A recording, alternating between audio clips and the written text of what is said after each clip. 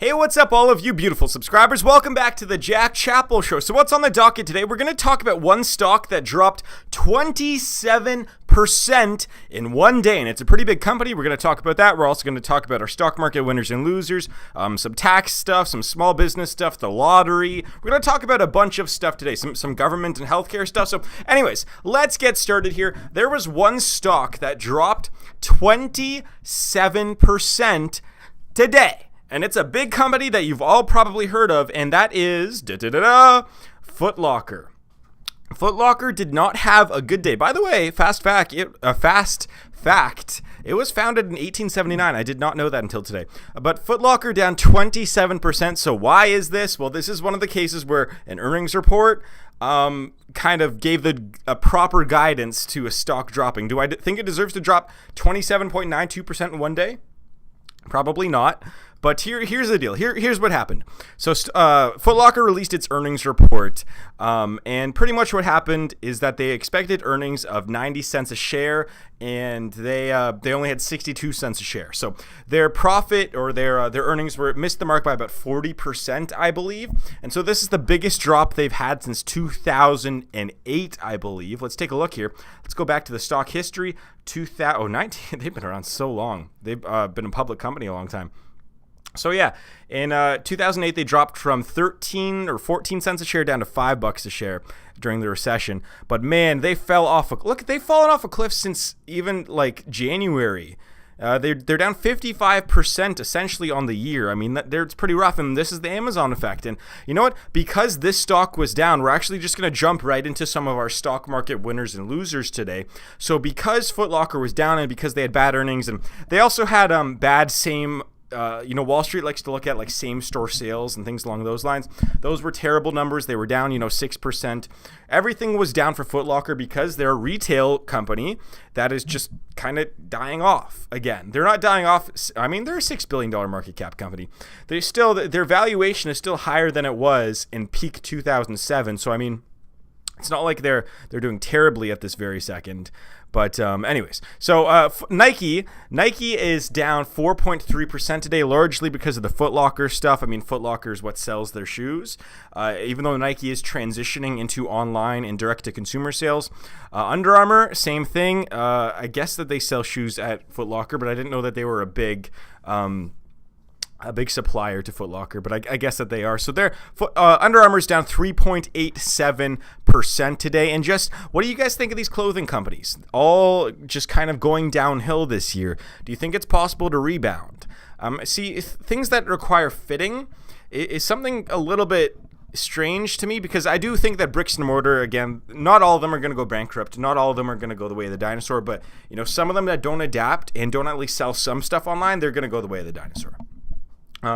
But I mean, I always thought that, stuff that required fitting, like some clothing, like some fitted clothing, not like big sweaters or not like socks or anything, but stuff like shoes, maybe dresses, maybe even fitted hats or something along those lines. I feel like people would still go to stores for a lot of those. But I guess that I'm wrong for that. I don't go shopping too much. So maybe you guys know better than I do. What do you guys think? Do you think that Foot Locker can rebound? Do you think that all of these shoe companies as well can rebound too, like a Nike? We'll see. So let's talk about, I want to talk about, let's just cover the stock market winners. Then we're going to move on to some other business news stories here. So our losers today were Nike, Under Armour, Foot Locker, and actually L Brands took another hit again. I'm not going to show them, but that's the Victoria's Secret brand. They're down like 3% today. They took a hit. So Ross Stores, the department store, they're up 10.6%. I'm guessing that they had good earnings today. I didn't look into this too much here, but just from these headlines right here, the bottom line rises 12% in quarter two. So they had a good quarter. They probably had a good earnings report. So Ross is the big winner today, up almost 11% today. And a company that I've never heard of, but they had the second best day today, is Estee Lauder Companies. I actually don't know who that is, to be honest. This is one of those companies where I know nothing about them. But so they're up 7.73% today. They had good earnings report. So congratulations to them. They're the stock market winners. Now, I want to talk about a few things here, which normally, today's kind of a slow business news day, but I still kind of wanted to talk about these anyway this week. And so one of them is actually we're going to talk about like the lottery, but we're going to talk about this first. Small business. This is Canada. So we're going to talk a little bit my homeland of Canada. So Bill Morneau, he's the Minister of Finance. He's essentially the top financial guy in the government, and so his direction is what's going to set our policies for the most part for taxes on the federal level. And so I was looking at some of the stuff that he is trying to get through here. He wants to have fairness for the middle class, and I'm all for that, but it's not fair. What he's actually going to be doing is he's going to be raising taxes on doctors, lawyers, and small businesses. And he's going to cut out a lot of the business expenses that people like me rely on to actually grow a company. And this is something that's worrying me. I mean, I'm trying to grow a company right now, and if this starts to get implemented by next year, I'm going to have to think about moving. If my company does well and keeps growing, I'm going to have to think about moving. If this does, if his changes, cause me to have to pay an extra 5, 10, 15% in taxes, instead of paying, 30%, if it's 45% or something like that, then I'd have to start worrying about that a little bit more here. But this is here's the thing. Bill Morneau, full disclosure, I actually know his family, and I've met him before. At my cottage, it's really funny because my family, I think I've told you guys that when I was a little kid, when I was 8 years old and 9 years old, my family was kind of balling. Like my mom was a big business executive for Godiva chocolates, and my dad was a big business executive here locally at a big box company. And so we were balling, and then my mom, she had a kid, and then she just essentially retired, and then my dad became fully paralyzed, and that all happened within like 2 years. So we went from like balling to having no money for until I started to do well. And so we have this cottage though that we got when I was about 1 or 2 years old, and it's in a place where it's just all big business executives. It's all like the owners of giant multinational corporations up there, and it's really weird. And the Morneau family is up there. I'm not going to say where it is, but I've met them, and they're all fairly good people. It's kind of weird to see someone that I see on the beach and stuff making policies that could potentially hurt small businesses like myself in the long run, especially young people trying to start a business. I mean, it's just not good. It's not good to try and cut out all of the reasons why people want to become an entrepreneur and start a company. I mean, one of the reasons that it's attractive for me to start a corporation is because I get to have a lot of business expenses in marketing and all that, so I don't have to pay a lot of taxes, but I'm trying to grow the company so I can, hire people. Instead of having to pay $20,000 in taxes, I can, hire a part-time employee or something like that. And so this is just something which, I mean, it's tough because, when this government came into power, again, I'm talking about politics here, but, this is something that directly affects business. And when this government came into power, they promised that they were going to balance the budget and that they were going to, have a surplus like the Conservatives had the past 8 years. And they came in, and within 1 year, we have the largest amount of debt we've had in a decade as a country. So I don't know. And they're trying to tax small businesses now even more to make up for some of the mistakes that they've made. So anyways, that's just my opinion on that. What do you guys think about small business taxes? Let me know in the comments below. Let me know if you think I'm crazy.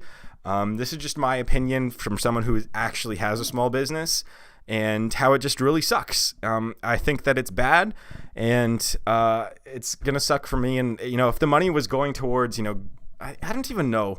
I'm a big business guy. I mean, unless they're giving it back to businesses, and they're still, government's really inefficient too. I mean, they do a lot of good things. I'm always a fan of, public healthcare, which I should talk about that in a second here, of like some minimum public healthcare, publicly funded healthcare, and public education, things along those lines. But when it comes to redistribution of wealth, they're fairly inefficient in what they do. So, anyways, I'll just talk about. It's a good transition into. What do you guys think about public healthcare? Because I saw this article come out here, and it pretty much talked about how Americans specifically. A few years ago, only about 42% of the people that they surveyed, who knows how many they surveyed, maybe it was 500 people, maybe it was 5,000 people or 10,000 people, who really knows? So I don't know where they got their data from. But are you a favor of public health care as a whole in the United States? Is that something that you guys are all interested in? Because in Canada, the thing is here is that we are 100% for it. Now, we think that we should be able to improve it somehow.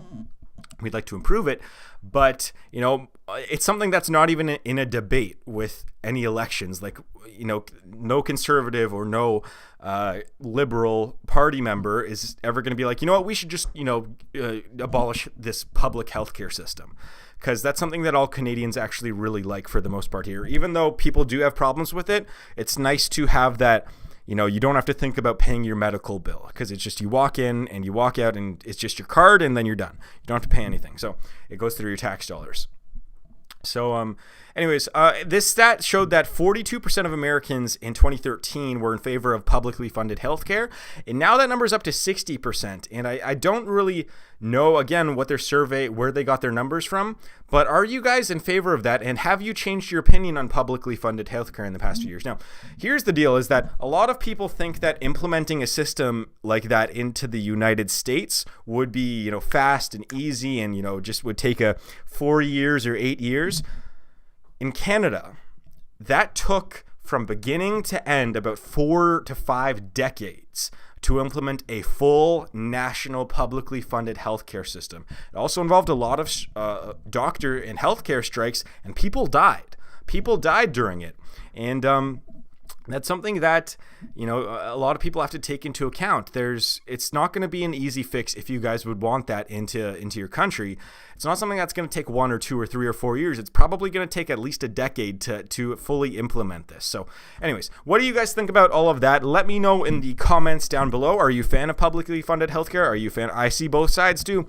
My ideal situation would be a 2-tier system. So, if you want, you get full basic access to ER and family doctors. You don't have to pay for any of that. But if you want additional treatment, you want to go see Dr. House somewhere to diagnose your whatever disease, then you can go and pay for that too. Pay $1,000 and $4,000 or whatever and go see him and get diagnosed like that. So anyways, that's my opinion on that. What do you guys think? Let me know in the comments down below. So I want to talk about here just quickly, just because I'm building a server myself here, was that 1.8 million Chicago voters had their information exposed. Now, a lot of people would look at this and be like, oh, Amazon's not protecting their servers. And that's not the case. So the Chicago, the government elections commissions, they are in charge of putting security up for their own server, which they rent from Amazon. And they didn't do that. They literally had 1.8 million people's social security numbers and driver's license in this server, and they didn't even bother to put a password on it. And I'm building a website right now, and I have more security than that right now. This is, oh my God, sometimes there's a lot of incompetence, but this is not Amazon's fault. This is the election commission's fault. So hopefully, now, by the way, none of your information was stolen if you are a Chicago voter. This was actually a cybersecurity firm that actually goes out and tries to find customers by trying to tell them, hey, your information, like, we're able to get your information if we really want to. Here's how we did it. Maybe you guys should use us as a security team to help you protect your data. And so that's actually a really smart marketing plan, by the way, going out and trying to find people that have a need for whatever you're selling. And so whatever this cybersecurity firm is, they did a good job. They're probably going to get hired on by this government. Although, actually, no, they're not, because Illinois is really broke right now. Illinois has no money for anything right now. So they're not going to be hiring this firm. But anyways, we're going to move on to the lottery here. So I want to talk about this is Powerball up to $510 million. So by winning this before taxes, you would be half a billionaire, half the way to being a billionaire. A question I want to lay out to you guys is, what would you do with $500 million? I know I've asked something similar about this last week, but what would you do with it? I think that I had this talk recently with my girlfriend. If I had $1 billion, what I would do with the money is, I'd give my parents whatever the hell they wanted so they'd never have to do anything about or worry about money ever again. So if that number is 5 million, 10 million, 50, whatever the number is, then they get that money, okay? And so this is potentially like if I build up a giant company and I sell it, this is probably what I'm going to do with it. So parents go do whatever they want, retire, go live on a beach in Florida, okay? I'd probably give, a few $100,000 and pay for all of my siblings, college or university if my brother wants to go there. If they maybe a down payment on a house for my sister or something like that. Because I don't want to I'm one of those people where I want to help a lot of people around me significantly, but I don't want to have them be freeboaters kind of thing. And I think that's really important, especially if I heard we're to have kids in the future and I do pretty well before I have the kids. I wouldn't want to be one of those people where it's just you know what, you can live at home. Actually, I met a friend recently who, a high school friend who, he's super nice guy and everything. It's just he wants to be a trust fund kid for the rest of his life and just, inherit money when he's older and just live off his parents, play video games all day. So, I mean, if that's what you want, go for it. It's just not something that I would want to do or install into my kid's brain. So I'd probably get, a few $100,000 to, cousins and siblings and whatever. Grandparents, I'm buying them their dream condo. I have 2 grandparents on my mom's side. I'd buy them. They're the entrepreneurs that came over from Greece and Macedonia, not speaking a lick of English, and it came over here. They lived the Canadian dream. They came over here.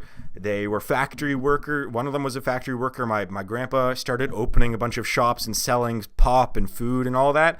Eventually, they bought a few properties. They opened a few restaurants, a restaurant chain, and they didn't retire rich by any means, but they retired, well.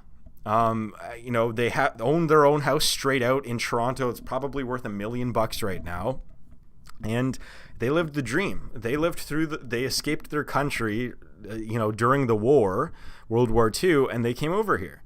And they were able to have a successful life. And I'm very thankful that they did that, or else, I wouldn't be here. So they'd get their dream condo and they don't have to do anything else forever, ever again. And then what would I do with the remaining $900 million? I don't know. I'd probably do the Elon Musk route. You know what Elon Musk did when he made $300 million from PayPal? He used that and started 3 more companies. I'd probably do something like that. Open up my real estate company, open up some other business that I want to start here, and because that's what I want to do. That's the fun in life that I've had, is actually starting businesses, even though it stresses me out all the time. I mean, starting businesses is one of my favorite things to do, even though the start of the man, when you start a business for the first time, or when you're just starting any business and you don't have any revenue for whatever, a month or 2 months or 4 months or 6 months or 1 year, that really sucks. But after that point, when you start bringing in money and it becomes profitable and it's maybe a little bit more passive than you thought, maybe it's an online thing, the reward for that is so much greater than the stress levels that you had to put in for the first 6 months. So, and I mean, it's, I don't know, it's fun, man. I'm having a lot of fun building up my company right now. And I'd like to build more of these things here. Now, saying that, I'd probably buy a big freaking mansion somewhere because I'm one of those guys. But I don't know if I'd buy $100 million place. I'd buy a $40 million place, which is still whatever. I'm one of those guys. And I'd the other thing too is am I going to give to charity? Well, I'm one of those guys where I don't like giving to charity organizations because about 90% of the money that you give to them actually goes towards advertising and putting up fundraisers to get more money. It's kind of a scheme, which I really don't like. And that's not a conspiracy theory. I've been on the inside for some of these, and that's what happens. Out of every dollar you donate to some companies, especially if they advertise on TV, they keep 90 cents and use that for advertising. And that's how they pay all of their employees. They pay for the commercial. They pay for all that stuff. So what I like to do for charity is I've done this, and it's just I remember actually last time I was in LA, and I was doing pretty well when I was there financially, and like I just saw a guy. He didn't look homeless, but he was homeless. He's saying, "Hey, do you have any change so I can eat something?" I mean, he did kind of look homeless, and so even just like a couple bucks, and just giving someone like $20 so that they can eat for 2 days with that money. And if I was a billionaire, it'd be $100. Or something along those lines, tipping waitresses, $50, $100 in small towns, and giving out gift cards to people. Like I'd like to be hands-on in my charitable stuff. I don't care if that's not tax deductible. I care that it's actually going to benefit people instead of it just going to paying some writer's, salary for a nonprofit organization. So that's my opinion on that. What do you guys think? And also, I wanted to end it on this. Is that winning the Powerball? I found this funny because winning the Powerball, you have better odds of being a billionaire or a baseball player than you do at winning the Powerball. So you can look at this from two views. One of which is that, just flat out, which is what I would take from it, is, statistically speaking, odds are better chance that you'll become a billionaire than you are to winning the lottery. I also view it as, instead of buying that lottery ticket, use that money for advertising or buying a domain name and starting up your own business. Because statistically speaking, I mean, your odds of winning the Powerball are 1 in 292 million. Your odds of getting hit by lightning are 1 in 1.1 million. Your odds of becoming a billionaire in United States are 1 in 409,000. So again, this is something where I buy lottery tickets very, very, very rarely. I think I've talked about this with you guys on the podcast before.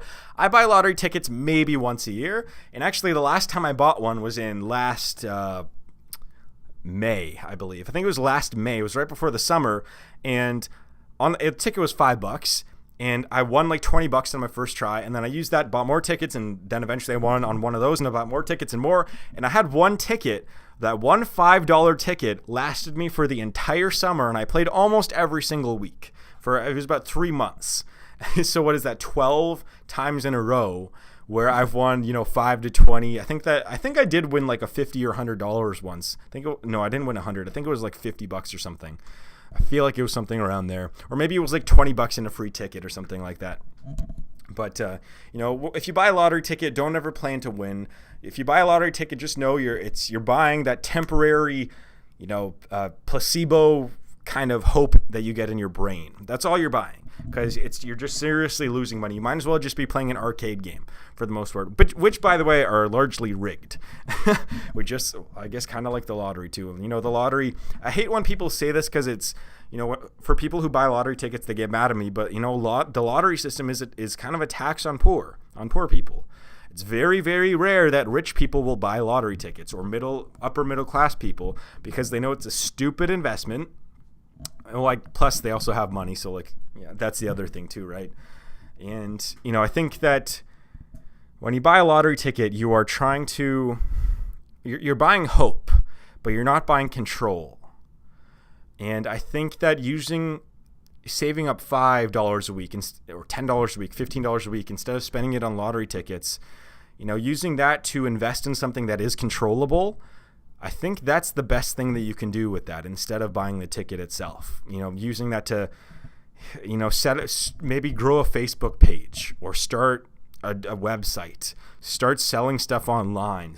I don't know, do something with that $15 a week. I know it doesn't sound like much, but $15 a week, that's what, $60 a month. That's a little bit of inventory if you want to sell stuff on Amazon. I mean, that can get you. I've seen stuff on sale actually at Walmart for $5, and I bought these things, and I know that they're going to be on sale on my website. I'll probably make $25 off them in profit, or $20 even. And so doing stuff like that with that $60, so turning that 60 into 100 or 120, turning that 120 into 200, that 200 into 400, and so on. And all of a sudden, you look back on your life in 5 years, you don't need that lottery ticket. You're comfortable. May not be balling, but you're going to be comfortable for the first time in your life, instead of buying that lottery ticket. So, and relying on hope. You're going to be buying control, not hope. So I think that's going to wrap this video up, and I'd like to thank you very much for watching. You can check out my stock market program or my wealth accelerator in the link down below, and there's 16 hours of content down there, so feel free to, I think that there's more now, 17 hours, something like that. Check that out if you really want to. I'd like to thank you very much for watching. You're all very beautiful people, and I'll see you guys in the next video.